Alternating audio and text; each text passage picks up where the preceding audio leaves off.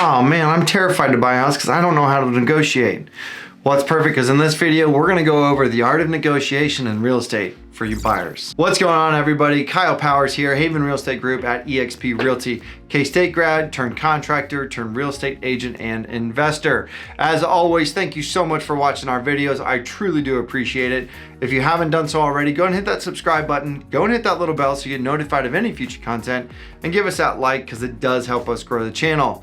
Let's go and jump right into it. We are going to talk about today the art of negotiation for buyers. First thing to talk about is setting a budget, okay? Negotiations is just as much as setting a budget and knowing where you're gonna be at before you even get into the deal, right? So you have to understand the difference of what that looks like. So going in and saying, let's just use easy numbers. Let's just say that your max budget that you're willing to spend on a particular house is $200,000. Sometimes we're gonna go in on that one just to be strong with things, but then most times what we'll do is we'll go in a little bit lower. We'll kind of figure out some things. We'll talk about what that looks like and what work needs to be done, all of those kinds of things. But going in and setting that budget before you get into the flurry of negotiating and everything that's going back and forth, because more than likely it's going to go back and forth, and that's okay. Because that's what I'm here for, is to help you out in buying the right property at the right price for you. Next on our list is going to be understanding market conditions, right? So if you are buying a house in 21 and 22, at the beginning of 22, the market then was so red hot that there was very little opportunity for you to actually get lower on stuff. Most times we'd have to go above asking price and go into it that way. So there's different ways on that one. Whereas today, we have the opportunity that we can go in, negotiate price, negotiate terms, negotiate almost anything that fits for a win-win for everybody. You get what you want, the seller gets not exactly what they want, but a lot of what they want, right? But we create that opportunity. So we couldn't do that back in 21, 20, 21, 22. So you have to think about what your market conditions are. So knowing what that looks like is very important. So next on our list is going to be initial offers and counter offers. So here's the way that I always look at it is like everyone has a bucket or cup, right? Let's just say it's a cup. So everyone has a cup, and each time that you negotiate or each time that you counter, their ability to hear it or be able to look at it goes down just a little bit more, right? So understand what your things are, because when you offer, you're here, okay, then we counter offer, we go down a little bit, and then we counter back again. Like, in my opinion, there's only a few counters that you can do before either side, whether it's the buyer or the seller side, says, you know what, F it, I'm done, and then it just becomes emotional, right? So be aware and be strategic with what that looks like. And if you are curious about that, and want somebody who knows the negotiating piece of that, reach out to me, because I am very good and I love negotiating. It's probably one of my most favorite things to do, regardless of the deal in general. Like, I just negotiated hundreds of thousands of dollars off of 2 houses just a couple weeks ago, and just for the heck of it, right? And it was fun. But so know that part of it, right? Know your initial offers, your counter offers, know where you're at with that stuff of it, and know that part.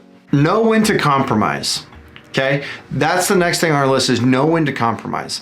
I'm not saying that we need to concede to everything, because that's not the way it works, right? Like, what we want to do is be aware of the fact of, like, okay, I'm going to concede to this $1,000 because it's $1,000 in the grand scheme of things. If you take $1,000 divided by a 30-year note, it's not really going to be that big of a deal. I know that's not what you want to hear, but look at it in the grand scheme. Again, go back to the cup aspect of it all, right? Do you want that $1,000, or do you want the $2,000 window fixed, or whatever it is, right? Because that's the kicker with it, is that with me, when I bought my house, there's a balance with that, right? Like, we negotiate off price, but then we also negotiated about $15,000 worth of work done to be done on the house. But again, know when to compromise, know when to make those moves. Next thing on the list is going to be non-monetary incentives, okay? So here's the fun part about this, is that what I mean by this is move-in date. You know, maybe it's a flexible move-in date. Maybe it's a, flexible move-in date. Maybe it's a furniture. Here's a fun one. I actually, a couple years ago, I was going through, literally this happened to me. My seller was like, nope, I'm done. I'm not moving anymore. I'm not doing anything else on the price. It's like, okay, well, how do we get to this point, right? How do we get past this point? Where does the buyer get a win? So literally, we went back to the buyer and said, anything in the house, except for these items, anything in the house, you can have that if you'll sign this contract. And we figured it out. They essentially went shopping in this person's house and said, okay, I want this, I want this, I want this, I want this. But it got the deal done, right? It wasn't any dollar value for the seller because the seller was just going to get rid of it because they're moving across the country. But it felt like it made the buyer feel like they won something, right? So there's non-monetary incentives that are a big one. The typical one is the move-in dates and flexible day, whatever, right? Like that's part of it. But then you can also get creative, right? With statues and furniture and whatever it may be. I've done some crazy ones. All right, next thing on our list is the role of emotions. Again, what I will tell you is that this is like the holy grail of negotiating, is that if you can get people to be emotional and play it in the correct way, then it can be in your favor. However, on the flip side, if you get emotional and you're like, oh my gosh, I have to have this house, I have to be here, I can see my kids growing up here, I can hear them running, my unborn kids running in the hallways, like that's when you get emotional and that's when you start making poor decisions with what's happening there. So pay attention, because when you hit those, it's going to be terrible and it's not going to play in your favor as a buyer. Now, if you can keep your emotions in check and understand when to compromise, and all of this kind of comes in together, right? This is all part of the art of negotiation for being a buyer. But being non-emotional and just saying, okay, this is where I'm at, these are my numbers, this is what it is, let's make sure that we are willing to concede on some, but not necessarily on all of them. Don't let your emotions dictate your negotiations. Next thing on the list is closing the deal.